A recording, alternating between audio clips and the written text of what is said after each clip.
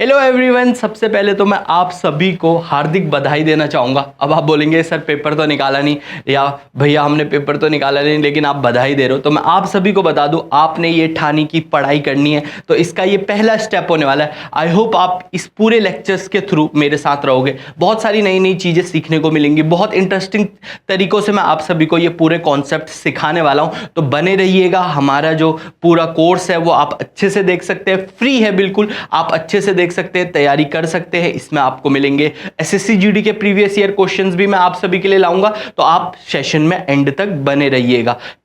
सबसे पहले हम शुरू करेंगे अंकों से, या फिर आप बोल सकते हैं नंबर्स से शुरू करेंगे। नंबर्स या फिर आप बोल सकते हैं संख्याओं से शुरू करेंगे, लेकिन संख्याओं से पढ़ने से पहले हमें अंकों के बारे में जानना जरूरी होगा। मतलब नंबर से पहले हमें डिजिट्स के बारे में पता होना चाहिए। सबसे पहले जैसे आप किसी भी नंबर्स, किसी भी लैंग्वेज को पढ़ते हैं, किसी भी सब्जेक्ट को पढ़ते हैं, जैसे मान लो आपने इंग्लिश पढ़ा तो इंग्लिश में सबसे पहले आपने ABCDs पढ़ी, और अगर मैं हिंदी की बात करूं तो सबसे पहले आपने बार खड़ी पढ़ी, यानी क का की कू का, ठीक है, ये सारी चीजें पढ़ी, ठीक है। फिर उसके बाद आपने आगे की चीजें जो है शब्द बनाना सीखे, वर्ड्स बनाना सीखे। तो ऐसे ही मैथ्स में जो होते हैं वो अंक होते हैं, या फिर आप बोल सकते हो डिजिट्स होते हैं। डिजिट्स क्या होते हैं? डिजिट्स जनरली हमारे 10 होते हैं। कौन कौन से होते हैं? 0 1 2 3 4 5 6 7 8 और 9।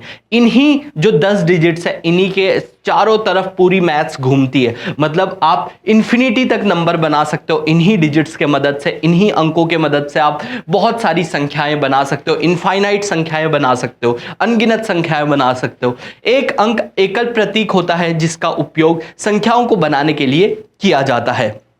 चलिए अब आगे बढ़ते हैं। A number is a mathematical value. एक नंबर क्या है फिर ये आपको मैं बता दूं, तो नंबर एक तरह से एक मैथमेटिकल वैल्यू है जो काउंट करता है, जो मेजर करता है, या फिर लेबल करने के काम आता है। किसी भी चीज की काउंटिंग करने में, किसी भी चीज का मेजर करने में, या किसी भी चीज को लेबल करने में आपका आता है। अब आगे बढ़ते हैं। अब जनरली जितने भी नंबर्स अपन लोग पढ़ेंगे, तो जनरली हम जितने भी, अगर 100% नंबर है तो वो या तो रियल होंगे, या इमेजिनरी होंगे, या फिर कॉम्प्लेक्स होंगे। अब मैं आपको रियल वास्तविक संख्याएं जिनको कहते हैं उनके बारे में बताऊंगा, इमेजिनरी जिनको हम लोग काल्पनिक संख्याएं बोलते हैं वो क्या होती हैं वो मैं बताऊंगा, और साथ में बताऊंगा कॉम्प्लेक्स नंबर्स के बारे में बताऊंगा कि कॉम्प्लेक्स नंबर होती क्या है, उनके बारे में भी मैं आज की कक्षा में डिस्कस करने वाला हूं। कॉम्प्लेक्स या फिर आप कह सकते हो जटिल संख्याएं भी इनको कह सकते हैं। सबसे पहले बात करें रियल नंबर्स। रियल नंबर्स वो सारी संख्याएं हैं जो सच में आप जिनको नोट डाउन कर सकते हो, जिनको नंबर लाइन में आप लिख सकते हो। आप सभी को बता दूं नंबर लाइन क्या होती है। नंबर लाइन मतलब एक तरह से एक ऐसी लाइन जिसके ऊपर नंबर्स को बिछाया गया है। जैसे मान लीजिए मैंने ये एक लाइन बनाई, इसके ऊपर मैंने अलग अलग नंबर्स लिखे, ये आप देख सकते हैं। तो ये हो गया 1, ये हो गया 2, ये हो गया 3, यहाँ को तो खैर -1 आएगा, -2 आएगा, -3 आएगा, और 0, ये 1 2 3। ये भी आपने याद रखना है। जो भी आपके लेफ्ट हैंड साइड को आता है, यानी आप कह सकते हो लेफ्ट की साइड को जितने भी आएगा वो माइनस आएगा, और 0 के पॉजिटिव साइड को हम जनरली राइट साइड में लिखते हैं। अब बात करते हैं आगे।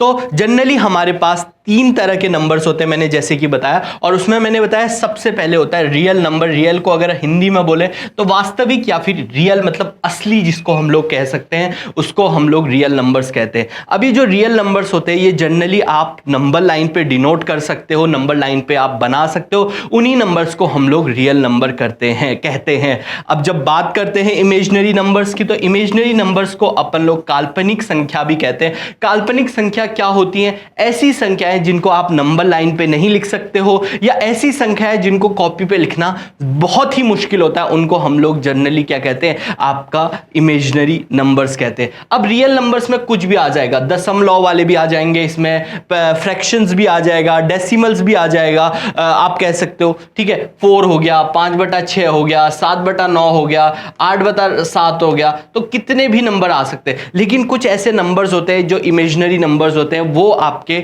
इसमें नहीं आएंगे। जैसे जनरली इसमें क्या होगा?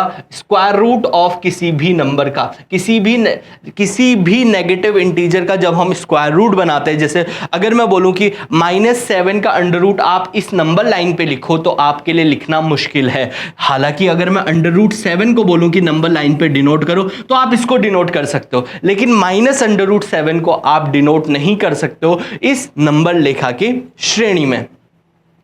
चलिए, जब बात करते हैं कॉम्प्लेक्स नंबर की, तो कॉम्प्लेक्स नंबर क्या होते हैं? ये एक ऐसे नंबर्स होते हैं जो दोनों नंबर्स का एक मिश्रण होते हैं या दोनों नंबर्स के मिलने से बनते हैं, उनको हम लोग कॉम्प्लेक्स नंबर कहते हैं, जिसमें एक आपका रियल भाग होगा और एक होगा इमेजिनरी भाग। जैसे मान लीजिए अगर मैंने लिख दिया 4 + 5 आयोटा। अब देखिए जनरली जो आपके इमेजिनरी नंबर्स होते हैं वो आयोटा से स्पेसिफाई किए जाते हैं, तो ये आपका क्या है? एक इमेजिनरी नंबर्स है। इसमें आप देख सकते हैं ये एक आपका क्या है? इमेजिनरी नंबर है आयोटा, और इसी को अगर मिश्रण कर दूं एक रियल नंबर से तो एक कॉम्प्लेक्स नंबर बनता है। अगर आप मैथ्स के छात्र हैं या मैथ्स आपने 11th-12th में पढ़ी है तो आपने कहीं ना कहीं कॉम्प्लेक्स नंबर के ऊपर एक प्रॉपर चैप्टर भी पढ़ा होगा। चलिए अब बढ़ते अगले तरह के। अब जब हम बात करते हैं कॉम्प्लेक्स नंबर की, तो कॉम्प्लेक्स नंबर जनरली दो तरह के होते हैं, दो चीजों का मिश्रण होते हैं, रियल नंबर्स और इमेजिनरी नंबर्स। अब जब ये रियल नंबर्स आगे इनका फर्दर इनको बांटा जाता है, या फिर आप कह सकते हो जब वास्तविक नंबर को बांटा जाता है, वास्तविक संख्याओं को बांटा जाता है, तो वो जनरली आपके रैशनल नंबर और इरेशनल नंबर्स में बांटा जाता है। अब रैशनल नंबर्स क्या होते हैं? ये ऐसी संख्याएं होती हैं जिनको हम परिमेय संख्या भी कहते हैं, परिमेय संख्या भी कहते हैं, और ऐसे ही इरेशनल नंबर्स को हम लोग कहते हैं अपरिमेय संख्याएं। ये परिमेय और अपरिमेय संख्याएं क्या होती हैं ये भी मैं आपको आज की क्लास में बताने वाला हूं। तो सबसे पहले बात करते हैं रैशनल नंबर की। तो सबसे पहले जिन भी संख्याओं को आप p/q लिख सकते हो तो उन सभी संख्याओं को हम लोग कहते हैं रैशनल नंबर। जिन भी संख्याओं को आप इस तरीके से लिख सकते हो तो उन सभी संख्याओं को हम लोग कहेंगे रैशनल नंबर। जैसे फॉर एग्जांपल अगर मैं आपको एग्जांपल दूं इसका, तो आप बोल सकते हैं 7/2 हो सकता है, 3/5 हो सकता है, 4/9 हो सकता है, 7/11 हो सकता है, या 11/5 हो सकता है। ये सारी की सारी परिमेय संख्याएं हैं, या फिर आप बोल सकते हो ये सारे के सारे हमारे रैशनल नंबर्स हैं। अब जब बात करते हैं इरेशनल नंबर्स की, तो इरेशनल नंबर्स के बारे में भी अपन लोग थोड़ा सा डिटेल में डिस्कस कर लेते हैं। तो वो हम लोग डिटेल में तो ऐसा करते हैं, इरेशनल नंबर्स के या फिर अपरिमेय संख्याएं बाद में पढ़ेंगे, इसके बारे में मैं अभी आपको थोड़ा देर में बताऊंगा। आप बस ये समझ लो कि ऐसी संख्याएं जो इस तरीके से नहीं लिखी जा सकती, p/q के फॉर्म में नहीं लिखी जा सकती, p/q के रूप में नहीं लिखी जा सकती, उन संख्याओं को हम लोग कहते हैं इरेशनल नंबर या फिर अपरिमेय संख्याएं। अब बात करूं जब मैं रैशनल नंबर्स की, तो दिमाग में एक स्वाभाविक सवाल आता है कि 4 क्या है? क्या एक रैशनल नंबर है या फिर इरेशनल नंबर? क्या ये एक रैशनल नंबर है या इरेशनल नंबर है? क्या ये परिमेय संख्या है या अपरिमेय संख्या है? बट जब मैं 4 की बात करता हूं तो ये 4 जो है आपको दिख रहा है कि ये अपरिमेय संख्या है, क्योंकि इसके नीचे कुछ नहीं है, ये p/q की फॉर्म में नहीं है। लेकिन ये चीज गलत हो जाएगी ऐसा बोलना, क्योंकि अब जब मैंने जैसे ही इसके नीचे 1 लगा दिया तो ये हो गया अपरिमेय संख्या, या से बदलकर परिमेय संख्या हो गया। तो ये बात आपने याद रखनी है। जितने भी आपके इंटीजर्स होते हैं, जितने भी आपके नंबर्स होते हैं, 90% नंबर्स जो दुनिया में आप जानते हो उनको, वो रैशनल नंबर्स होते हैं। तो जो भी नंबर्स को आप p/q की फॉर्म में लिख सकते हो, अगर नहीं भी लिख सकते तो उसके नीचे आप 1 लगा दो, तो वो वैसे ही आपका क्या हो जाएगा? रैशनल नंबर हो जाएगा या फिर परिमेय संख्याएं हो जाएंगी। और यही परिमेय संख्याओं के बारे में हम लोग आगे बढ़ेंगे। ये मैंने आपको बता दिया है p/q। अच्छा, एक महत्वपूर्ण चीज आपने याद रखनी है, एक इंपॉर्टेंट चीज आपने याद रखनी है कि q की जगह पे कभी भी 0 नहीं आ सकता, वरना वो इंफिनिटी हो जाएगा, और इंफिनिटी को आप अपरिमेय संख्या बोलते हैं। ये आपने याद रखना है, ना कि परिमेय संख्या, ठीक है? याद रखना है, ठीक है? चलिए अब बात करते हैं आगे। जब रैशनल नंबर्स को हमने आगे क्लासिफाई करा तो रैशनल नंबर्स जनरली आपके दो तरह के आए। एक आया आपका नंबर्स, या फिर एक आया आपका दशमलव, ठीक है? अब नंबर्स को हम लोग जनरली कहीं बात करेंगे, इंटीजर्स की बात हो रही है यहाँ पे, इंटीजर्स की बात हो रही है। किसकी बात हो रही है? इंटीजर्स की यहाँ पे बात हो रही है। अब इंटीजर्स क्या होते हैं, इंटीजर्स के बारे में मैं आपको बताता हूं। तो इंटीजर्स को हम हिंदी में बोलते हैं पूर्णांक, ठीक है?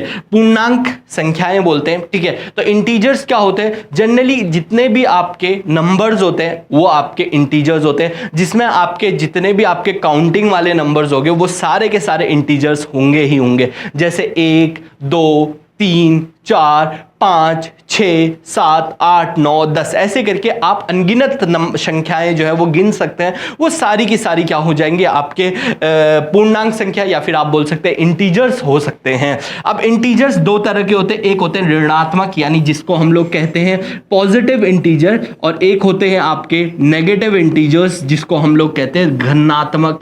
ठीक है, ऋणात्मक हो गया नेगेटिव इंटीजर्स, ठीक है, ऋण मतलब होता है नेगेटिव, ठीक है, और यहां पे आपका आ गया पॉजिटिव इंटीजर्स। तो दो तरह के होते हैं। तीसरा भी एक तरीका एक और होता है, वो होता है जीरो, जो यहां पे इन्होंने बताया नहीं है।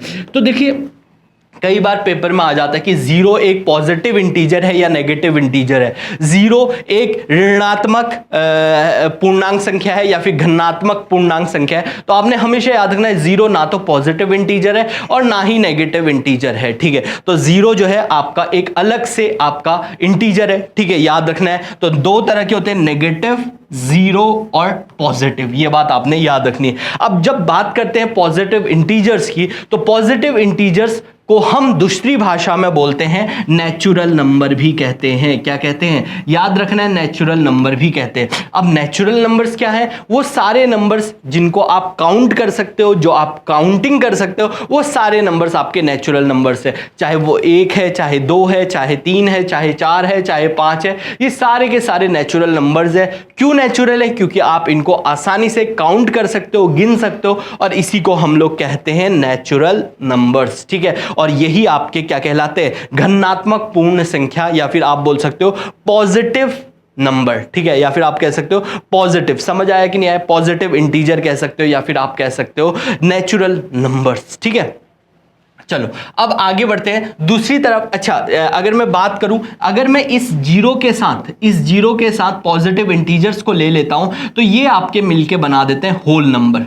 क्या बना देते हैं, होल नंबर। ठीक है, होल नंबर का कौन कौन से नंबर्स हो गए, जो आपके जीरो के साथ साथ आपके जितने भी आपके पॉजिटिव इंटीजर्स हैं उन सबको मिला के जो आपकी संख्याएं बनती हैं 0, 1, 2, 3, 4, या फिर आप ये बोल सकते हो कि जीरो अगर मैं ऐड कर दूं किसी भी आपके पॉजिटिव नंबर्स के आगे, तो या फिर आप कह सकते हो नेचुरल नंबर्स के आगे अगर मैं जीरो ऐड कर दूं तो वो क्या बन जाएंगे, आपके होल नंबर्स बन जाएंगे। ये बात आपने याद रखना है।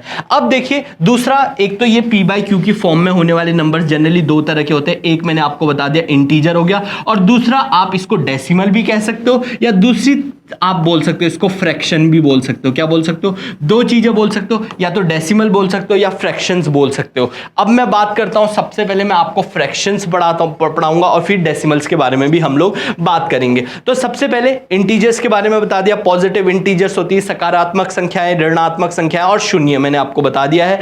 फ्रैक्शंस को हिंदी में भिन्न कहते हैं, आप सभी को पता है। ठीक है, और ऊपर वाला देखो भिन्न को कैसे लिखते हैं, आप सभी को पता है, P बटा Q के फॉर्म में लिखते हैं, जिसमें आपका भिन्न में ये Q1 नहीं होना चाहिए, ये भी आपको पता है। ठीक है, अब यहां पे जो ऊपर वाला होता है इसको हम लोग कहते हैं न्यूमरेटर। क्या कहते हैं, न्यूमरेटर। ठीक है, न्यूमरेटर। और जो नीचे वाला होता है इसको अपन लोग कहते हैं डिनोमिनेटर। तो न्यूमरेटर और डिनोमिनेटर के बारे में पता होना चाहिए। न्यूमरेटर ऊपर वाले को कहते हैं, नीचे वाले को कहते हैं डिनोमिनेटर। या फिर अगर मैं बात करूं हिंदी में, तो हिंदी में आप इसको कह सकते हो, एक आपका ये क्या हो जाएगा, एक हर हो जाएगा और एक अंश हो जाएगा। ठीक है, समझ आया कि नहीं आया। ठीक है, चलिए, ठीक है, समझ आया नहीं है। अब यहां पे अगर आप बात करें, यहां पे सबसे पहले प्रॉपर फ्रैक्शन की, तो प्रॉपर फ्रैक्शन या फिर जिसको हम शुद्ध भिन्न की भी बोलते हैं, तो शुद्ध भिन्न क्या होते हैं, ऐसे फ्रैक्शंस जिनमें आपका न्यूमरेटर जो है आपका डिनोमिनेटर से छोटा होता है, उसको हम लोग आपका शुद्ध भिन्न भी कहते हैं या फिर प्रॉपर फ्रैक्शन भी कहते हैं। आप ऐसे याद कर रख सकते हो, जैसे 9/11 है। मान लो आपके 11 नंबर का पेपर था जिसमें से आपके 9 नंबर आए, तो ये क्या है, आपका एक तरह से बिल्कुल सही पॉसिबल चीज है, तो आप इसको प्रॉपर फ्रैक्शन भी कह सकते हैं। लेकिन अगर मैं बोल दूं कि 9 नंबर का पेपर था और आपके 11 नंबर आ गए, तो आप बोलोगे सर आप पागल हो। ठीक है, तो ये चीज आपने समझनी है, तो इसको हम लोग कहते हैं इम्प्रॉपर फ्रैक्शन। तो प्रॉपर और इम्प्रॉपर फ्रैक्शंस की कहानी मैंने आपको बता दी। इम्प्रॉपर फ्रैक्शन को अशुद्ध भिन्न भी बोलते हैं, जिसमें आपका ऊपर छोटा होता है वो आपका प्रॉपर होता है, और जिसमें ऊपर बड़ा होता है यानी आपका न्यूमरेटर बड़ा होता है उसको अपन लोग क्या कहते हैं, आपको याद रखना है, उसको अपन लोग कहते हैं इम्प्रॉपर फ्रैक्शन। तो न्यूमरेटर अगर बड़ा है तो इम्प्रॉपर है, न्यूमरेटर छोटा है तो वो प्रॉपर फ्रैक्शन है। अब तीसरा जो है वो है मिक्स फ्रैक्शन। मिक्स फ्रैक्शन में आपको दोनों चीजें मिलेंगी, आपको एक संख्या मिलेगी प्रॉपर और एक आपको मिलेगा 1/3, मतलब एक होल नंबर मिलेगा और एक फ्रैक्शन मिलेगा। जैसे मिक्स सब्जी होती है ना, मिक्स वेजिटेबल होती है, वैसे ही मिक्स फ्रैक्शन का आपका क्या कहते हैं, मिश्रित भिन्न कहते हैं इसको। इसमें आपके दोनों के दोनों आपको प्रेजेंट दिखाई देंगे। अब डेसिमल क्या होता है, डेसिमल जिसको हम हिंदी में दशमलव कहते हैं, तो दशमलव वो संख्याएं हैं जिनमें जो है आपके दशमलव के बाद की, मतलब नंबर्स के बाद के पॉइंट्स की बातें की जाती है। या फिर आप ये भी कह सकते हो दशमलव वो संख्याएं हैं जो जनरली दो नंबर्स के बीच में आती हैं या फिर दो इंटीजर्स के बीच में आती है। जैसे ये 7 है और ये 8 है, इसके बीच में अनगिनत छोटी छोटी संख्याएं जो है वो आपकी प्रेजेंट है। और ये जो जितनी भी छोटी छोटी संख्याएं, ये या तो डेसिमल है या फिर दूसरी भाषा में अगर बोला जाए इनको हम लोग फ्रैक्शन भी बोलते हैं। ठीक है, तो दो संख्याओं के बीच में बहुत सारी अनगिनत संख्याएं जो आपकी प्रेजेंट होती हैं उनको हम लोग डेसिमल भी बोलते हैं या उनको हम लोग फ्रैक्शंस भी बोलते हैं। चलिए अब बात करते हैं आगे और बात पढ़ते हैं। ठीक है, टाइप्स ऑफ डेसिमल्स आ जाएगा। टाइप्स ऑफ डेसिमल आपके जनरली दो तरह के होते हैं, एक होता है टर्मिनेटिंग जिनको हम शांत दशमलव कहते हैं, और एक होता है नॉन टर्मिनेटिंग यानी अशांत दशमलव। अब शांत दशमलव और अशांत दशमलव पढ़ना बहुत ही आसान है। शांत दशमलव ऐसे दशमलव होते हैं जो एक टाइम के बाद खत्म हो जाते हैं। जैसे मैंने आपको बोला कि 2/5 लिखो, तो ये 5 को मैं 2 से भाग लगाऊंगा तो ये आ जाएगा 0.054 जा 20 आ गया, तो ये आ गया 0.4। तो ये क्या है, ये आपका शांत दशमलव है। इसको क्या कहेंगे, शांत दशमलव कहेंगे। इसको शांत दशमलव क्यों कहेंगे, क्योंकि ये आगे जाके खत्म हो गया। ठीक है, जैसे मान लो अगर मैं बोलूं 4/1 या 7/4 बोल दिया। ठीक है, तो 7 से मैंने भाग लगाया, 4 × 4 आ गया, 4 में से 7 गया, 3 आ गया, दशमलव लगाया, यहां 0 आ गया, 4 × 7 = 28 आ गया, 28 के बाद 30 2 आ गया, फिर उसके बाद दोबारा 0 आ गया, 4 × 5 = 20 आ गया। तो ये 1.75 या 1.75 जो है ये आपका क्या है, आपका शांत दशमलव है, क्योंकि ये शांत हो गया है एक समय के बाद। तो ये जनरली 2 या 3 समय, जनरली क्या होता है मैं आपको बताता हूं, जिनके डिनोमिनेटर्स में 2 या 5 का मल्टीपल होता है वो जनरली आपके क्या होते हैं, टर्मिनेटिंग डेसिमल होते हैं या फिर शांत दशमलव होते हैं। मैंने ये बोला कि अगर मान लो ये 7 है, ऊपर कुछ भी उससे कोई फर्क नहीं पड़ता। ठीक है, अगर नीचे 2 का पहाड़ा या 5 के पहाड़े से जाने वाली संख्याएं हैं, ठीक है, हो सकता है 2 के पहाड़े से जाने वाली भी हो, ठीक है, हो सकता है 5 के पहाड़े से जाने वाली भी हो, या हो सकता है दोनों से जाने वाली संख्याएं भी हो, तो ये जनरली आपके क्या कहलाते हैं, शांत दशमलव कहलाते हैं, टर्मिनेटिंग डेसिमल कहलाते हैं। नॉन टर्मिनेटिंग क्या होता है, इसके अलावा अगर कोई भी चीज नीचे प्रेजेंट है और वो कट नहीं हो रही, ऊपर वाले से कैंसिल नहीं हो रही, तो इसका मतलब वो क्या है, अशांत दशमलव है। ठीक है, समझ आया। जैसे एक एग्जांपल दूं 1/3 का, तो 1/3 है, 3 को 1 से अगर मैं पहाड़ा लगाऊंगा तो ये आ जाएगा 0.0, 3 × 3 = 9, 9 × 10 1 आ जाएगा, फिर से 0 आ जाएगा, 3 × 3 = 9, 9 × 10 1 आ जाएगा, फिर 3 से 3 × 3 = 9, 9 के बाद 10 1 आ जाएगा। तो ये कभी खत्म ही नहीं होगा, 0.333333 करके ये बढ़ता ही जाएगा। तो इसको हम लोग कहते हैं अशांत दशमलव। तो अब ये मैंने आपको बता दिए। ठीक है, शून्य क्या होता है, शून्य, 0 मैंने आपको बता दिया है। 0 और प्राकृतिक संख्याएं जो है आपका मिलके क्या बनाती है, पूर्ण संख्याएं बनाती है, मैंने आपको बताया अभी, यानी आपका 0 और नेचुरल नंबर्स मिलके क्या बनाते हैं, होल नंबर्स। ठीक है, होल नंबर्स को हिंदी में क्या कहते हैं, पूर्ण संख्याएं बोलते हैं। ठीक है, प्राकृतिक संख्याएं क्या होती है, नेचुरल नंबर्स। ठीक है, प्राकृतिक संख्याओं को क्या कहते हैं, नेचुरल नंबर्स कहते हैं। और 0 और नेचुरल नंबर्स मिलके क्या बनाती हैं, आपके होल नंबर्स बनाती हैं, या फिर आप कह सकते हो पूर्ण संख्याएं बनाती हैं। अब बात करते हैं प्राकृतिक संख्याएं। तो प्राकृतिक संख्याएं क्या होती है, जनरली आपका 1 होगा। ठीक है, और उसके अलावा प्राइम नंबर्स होगा और कंपोजिट नंबर होगा। अब 1 जो होता है ना, एक ये ना तो आपका, देखो प्राइम नंबर्स क्या होते हैं, अभाज्य संख्याएं, और कंपोजिट नंबर क्या होते हैं, भाज्य संख्याएं भी बोलते हैं या यौगिक संख्याएं भी बोलते हैं। ठीक है, अब बात करते हैं सबसे पहले 1 की। तो 1 ऐसा नंबर है जो आपका ना तो आपका क्या है, भाज्य है ना अभाज्य है, मतलब ये ना तो आपका अभाज्य संख्या है। ठीक है, ऐसी संख्याएं जो किसी की टेबल में नहीं जाती। ठीक है, सिर्फ अपने और एक के टेबल में जाती है उनको कहते हैं भाज्य। ये मतलब आप ये कह सकते हो कि ये ऐसे नंबर है जो प्यार में बिल्कुल एक तरफा जो है आपके एक ही लड़की से प्यार करते हैं, वो है एक से और खुद से, ठीक है, समझ आया। तो याद रखना इनको प्राइम संख्या, प्राइम नंबर कहते हैं, जिनको अभाज्य संख्या भी कहते हैं। जैसे मान लीजिए तीन जो है एक अभाज्य संख्या है क्योंकि वो एक और तीन के अलावा किसी भी पहाड़े में नहीं जाती, ठीक है। या बात करूं जो है आपका 5 है, वो एक प्राइम नंबर है क्योंकि वो 1 और 5 के अलावा किसी भी टेबल में नहीं जाता है। या मैं बात करूं 7 की, तो वो 1 और 7 के अलावा किसी भी टेबल में नहीं जाता। तो ऐसे नंबर्स को हम लोग क्या कहते हैं? प्राइम नंबर्स कहते हैं। बात करें कंपोजिट नंबर की, तो कंपोजिट नंबर्स ऐसी संख्याएं जो आपके 2 से ज्यादा पहाड़ों में जाती हैं या 2 नंबर से ज्यादा की टेबल्स में ये जाती हैं, इनको हम लोग क्या कहते हैं? आपका कंपोजिट नंबर्स कहते हैं। जैसे एग्जांपल बात करें तो 9 का हो गया, 1 के पहाड़े में जाती है, 3 के पहाड़े में जाती है और 9 की टेबल में जा रही है, ठीक है। तो ये हो गया आपका कंपोजिट नंबर्स, ठीक है, समझ आ गया। 1 के बारे में मैंने आपको बता दिया है, ठीक है, ये सारी चीजें मैंने आपको बता दी हैं। इवन नंबर्स क्या होते हैं वो आपको पता होना चाहिए। इवन नंबर्स वो सारे नंबर्स होते हैं जो 2 के पहाड़े में जाते हैं, उन सभी नंबर्स को जो है आपके इवन नंबर्स कहते हैं, जो 2 की टेबल से एग्जैक्टली डिविजिबल हो जाए। ऑड क्या है? जो 2 की टेबल से एग्जैक्टली डिविजिबल नहीं होते उनको ऑड कहते हैं। प्राइम नंबर्स क्या होते हैं? प्राइम नंबर्स ऐसे नंबर्स होते हैं जो आपके जो है आपका 1 और खुद की टेबल में जाते हैं, उनको प्राइम नंबर कहते हैं, जिसको हम अभाज्य संख्या भी कहते हैं। और भाज्य संख्या मैंने आपको बता दिया है, ठीक है। अब ये एसएससी सीपीओ में आया हुआ सवाल है, ठीक है। एसएससी सीपीओ 9/11/2022 के पहले शिफ्ट में ये सवाल आया था, which of the following is a prime number? इसमें से ऐसी कौन सी संख्या है जो आपके प्राइम नंबर है, ठीक है। तो आपको याद रखनी है इसका सही उत्तर क्या होगा। देखिए 44 तो कभी भी नहीं हो सकता, क्योंकि देखो एक और चीज आप याद रखो कि 2 जो है वो एकमात्र 2 जो है वो सबसे पहले तो सबसे छोटी यानी स्मॉलेस्ट प्राइम नंबर है, ठीक है। सबसे छोटी अभाज्य संख्या है ये, ठीक है। प्राइम नंबर सबसे छोटी अभाज्य संख्या है आपकी 2, याद रखना है, ठीक है। और अगर मैं बात करूं 2 के बाद इसके अलावा और कोई भी सवाल मैं पूछ सकता हूं, जैसे 2 इसके अलावा और क्या हो सकता है, ये एक और चीज याद रखना है, ये एकमात्र सम संख्या है, ठीक है। इवन नंबर है जो आपकी जो है आपकी क्या है, एकमात्र इवन नंबर है जो आपकी क्या है, आपकी अभाज्य संख्या है। बाकी जितने भी इवन नंबर्स होते हैं या फिर जितने भी सम संख्याएं होती हैं वो भाज्य होती हैं। तो सिर्फ 2 ही एक ऐसा इवन नंबर है या सम संख्या है जो आपकी अभाज्य है, ठीक है। अब देखो बात करें 54 की, तो ये तो हो ही नहीं सकता, ये अभाज्य संख्या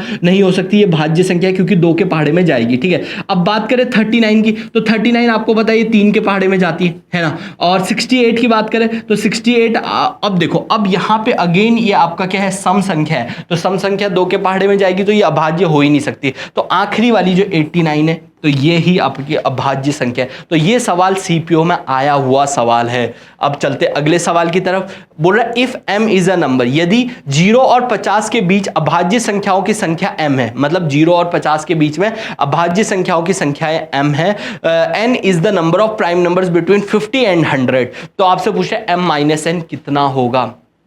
अब देखो मैं आपको एक चीज लिखा देता हूं, ठीक है, कि कितने आपके अभाज्य संख्या होते हैं, कितने आपके 0 से आपके उसके बीच में कितने होते हैं, ये सारी चीजें मैं आपको एक बार लिखा देता हूं, ठीक है। तो एक चीज लिख लीजिए, ठीक है। तो देखो 1 से 20 आपने याद रखना है, 1 से लेकर 20 तक, 1 से लेकर आपके 25 तक जो है वो 15 अभाज्य संख्याएं होती है, ठीक है। 15 आपके अभाज्य संख्याएं होती है, ठीक है। 1 से लेकर 50 के बीच में, सॉरी 1 से लेकर 50 के बीच में जो है आपकी कितनी होती है, 15 अभाज्य संख्याएं होती हैं। ये बात आपने याद रखनी है, ठीक है। कौन कौन सी होती है ये भी मैं आपको लिखा देता हूं। 2 हो गया, 3 हो गया, 5 हो गया, 7 हो गया, 11 हो गया, 13 हो गया, 17 हो गया, 19 हो गया और 23 हो गया, 29 हो गया, उसके बाद 31 हो गया, 37 हो गया और 41 हो गया, 43 हो गया और 47 हो गया, ठीक है। तो ये सारी की सारी संख्याएं जो है 1 से 50 तक कितनी होती है, 15 होती है, ठीक है। तो 1 से 50 तक अगर आपसे पूछा जाए कि कितनी अभाज्य संख्याएं होती हैं, तो आपने याद रखना है कि 1 से 50 तक जो है वो 15 अभाज्य संख्याएं होती हैं। और अगर मैं बोलूं 1 से 100 के बीच में, तो 1 से 100 के बीच में जो होती हैं वो होती हैं 25। 1 से 100 के बीच में क्या होती हैं, 25 अभाज्य संख्याएं होती हैं। तो इसका मतलब 50 से 100 के बीच में कितनी होंगी, 15 अभाज्य संख्याएं। 25 - 15 10 अभाज्य संख्याएं होंगी, ठीक है। याद रखना है, ठीक है। ये डायरेक्ट आपका सवाल पूछा गया, तो ये आप कहीं पे जहां पे भी आप सोते हैं वहां पे आप नोट डाउन कर लो, वहां पे आप लिख लो 1 से 25 के बीच में कितनी होंगी, 9 होंगी। ठीक है, देखो इससे क्या होगा, अगर आपको पहले से पता होगा तो ये आपका समय बचाएगा। देखो ये सीडीएस किस पेपर में आया हुआ है, सीडीएस जैसे मुश्किल पेपर में आया हुआ है, तो आपका एसएससी जीडी में भी आने के चांसेस बहुत ज्यादा होते हैं। अब देखो 9, अब देखो 1 से 25 के बीच में 9 संख्याएं, ठीक है, 1 से 25 के बीच में 9 संख्याएं, 1 से 50 के बीच में कितनी संख्याएं, 15 संख्याएं, और 50 से 100 के बीच में कितनी संख्याएं, 10 संख्याएं। ठीक है, समझ आया नहीं है? अब आपसे बोल रहा है कि जो m है वो क्या है, 1 से लेकर 0 से लेकर 50 के बीच की जितनी भी अभाज्य संख्याएं वो है, तो यानी कितनी है 0 से लेकर 50 के बीच में, 15। ठीक है, फिर उसके बाद आपको बोलता है n जो है वो आपका 50 से लेकर 100 के बीच में है, और कितनी है, 10 है, तो 15 में से 10 घटाओगे तो कितना आ जाएगा, 5 इसका सही उत्तर है। ठीक है, चलिए अब बढ़ते हैं अगले सवाल की तरफ। ये एसएससी जीडी में आया हुआ सवाल है, इसमें बोल रहा है how many prime numbers are there between 40 और 50,